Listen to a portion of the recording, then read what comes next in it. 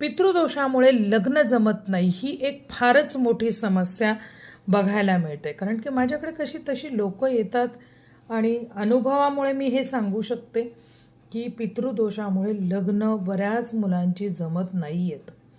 ठरलेली लग्न मोडतात, साखरपुडा होऊन मोडतो, लग्न होऊन सुख लागत नाही, अशा प्रकारच्या समस्या उद्भवतात.